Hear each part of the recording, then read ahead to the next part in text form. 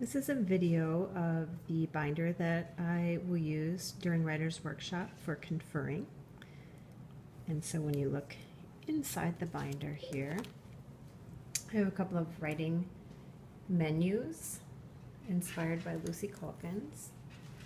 These would be good to reference back to when meeting one-on-one with students and seeing what they're writing about. They also reference the traits of writing, and so I put a little picture in there as well.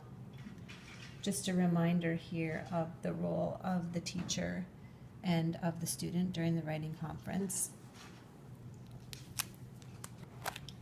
And then I have some writing rubrics that I placed in here to help with assessment. This writing rubric gives a few examples of student writing as well.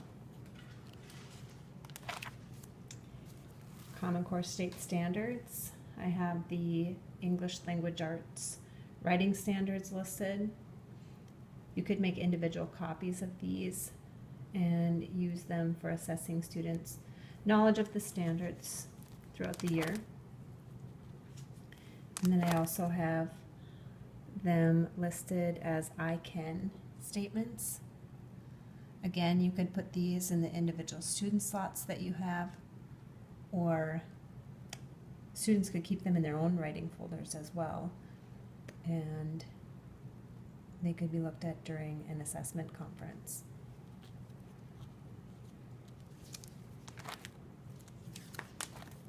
And then I found a few resources online, some checklists.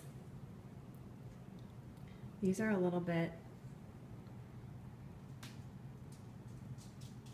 detailed for first grade, but they have a lot of choices, and each of them are a little bit different. So I put them in there as a resource of something to refer back to I may use. This would be nice to clip onto the outside of my binder as I'm going around and doing the roving drop-in conferences. Simply write down a student's name, record my research of what they're writing about, my teaching point, and then the next step. I like how that follows the phases of Calkins Writing Conference Anatomy.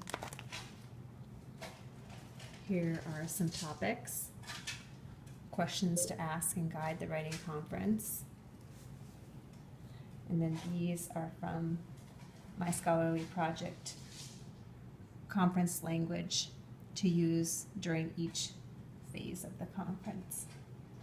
Kind of a good reminder for myself if I'm feeling stuck of what to ask the student in a conference. I can refer back to this.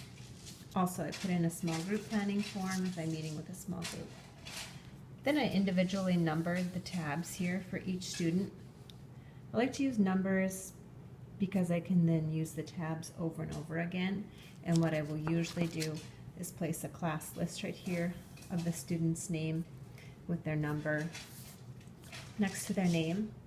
And then here, I did put a beginning writing rubric in here to use at the beginning of the year. And then those rubrics can change as the year goes on. And this would be the conference form that I would use individually with each student. Simply put the date, the research and complement, the teaching point, and then what's next, the link. And then I would have one of those forms behind each tab for each student. So that is just an example of a Writer's Workshop record-keeping binder.